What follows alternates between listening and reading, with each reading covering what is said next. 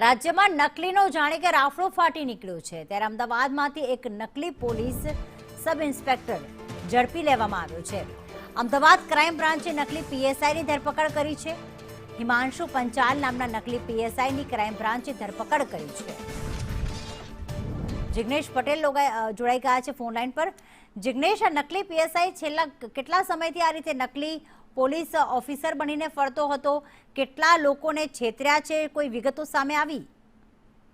પ્રીતિ, વાત કરવામાં આવે તો એક અરજદાર દ્વારા પોલીસ સ્ટેશનમાં અરજી કરવામાં આવી હતી, જેમાં વિગત લખવામાં આવી હતી કે ક્રાઇમ બ્રાન્ચના પીએસઆઈ તરીકે ઓળખ આપી અને રોકી પંચાલ નામનો એક યુવક છે તે મહિલાઓને સંપર્ક કરી રહ્યો છે અને તેમની પાસેથી રૂપિયા પડાવી રહ્યો છે।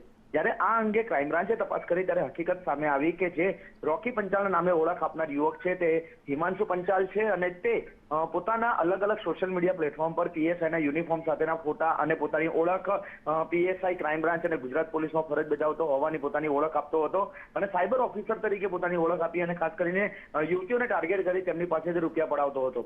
જે ફરિયાદ નવરંગપુરા પોલીસ મથકમાં નોંધાઈ છે તેના અંદર યુવતી પાસેથી પોતાનું મકાન રિનોવેટ કરવાના બહાને 80,000 જેટલી રકમ છે તે તેને પડાવી લીધી હતી। બાદમાં 2 ફોન લેવા માટે 60,000 રૂપિયાની માંગણી કરવામાં આવી અને ત્યારબાદ પણ વધુ રકમની માંગણી કરવામાં આવી હતી। જ્યારે આ અંગે ક્રાઇમ બ્રાન્ચે હિમાંશુ પંચાલની ધરપકડ કરી ત્યારે હવે તેના સોશિયલ મીડિયા પ્લેટફોર્મ થકી તે કેટલી યુવતીઓના સંપર્કમાં હતો, કેટલા લોકો પાસે તેને રૂપિયા પડાવ્યા છે, પીએસઆઈ તરીકેની ઓળખ આપી અન્ય કોઈ લોકો પાસેથી રૂપિયા પડાવે છે કે કેમ કે તમામ મુદ્દે ક્રાઇમ બ્રાન્ચ તપાસ કરી રહી છે, પરંતુ તપાસમાં ક્રાઇમ બ્રાન્ચ દ્વારા ચોંકાવનારા ખુલાસા થાય તેવી પણ શક્યતાઓ જોવાઈ રહી છે, જેના આધારે આગામી સમયમાં વધુ ફરિયાદો પણ દાખલ થઈ શકે છે। આભાર જિગ્નેશ તમામ વિગતો માટે।